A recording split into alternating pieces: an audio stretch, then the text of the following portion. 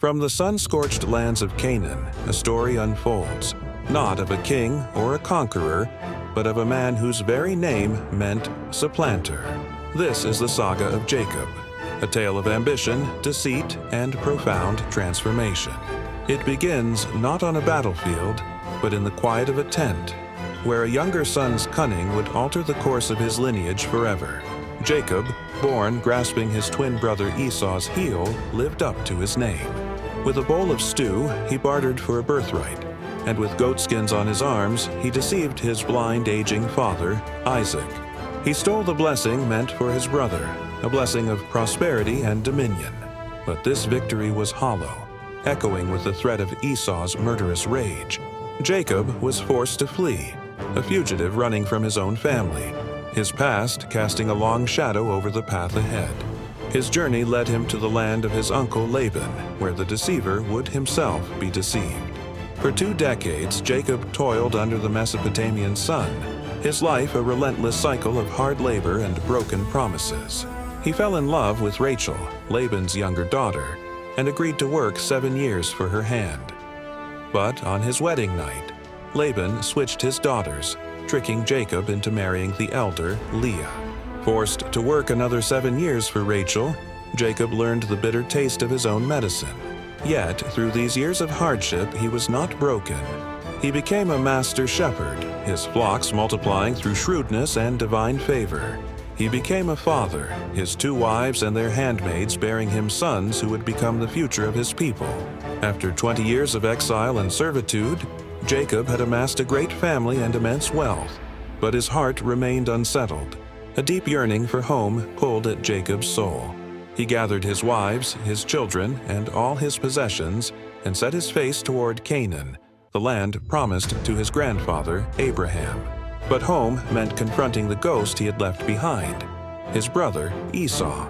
Fear gnawed at him. Was Esau still consumed by the same vengeful anger from 20 years ago?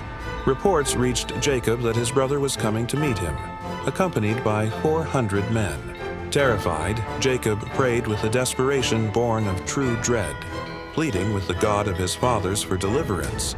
He then divided his camp into 2, a strategic move hoping that if one was attacked, the other might escape.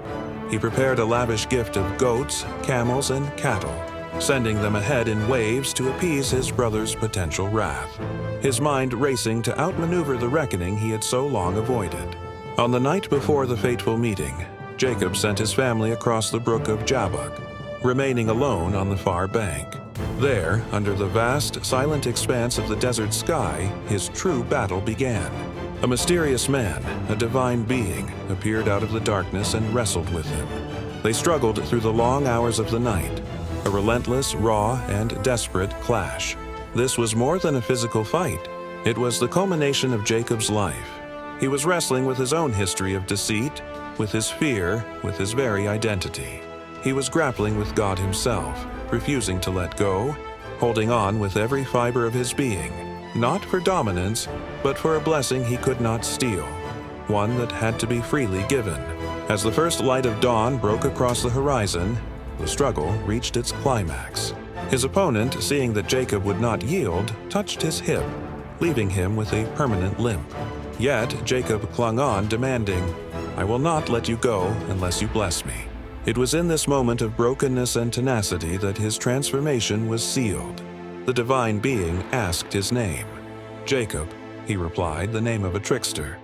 But the being declared, "Your name will no longer be Jacob, but Israel, because you have struggled with God and with humans and have overcome."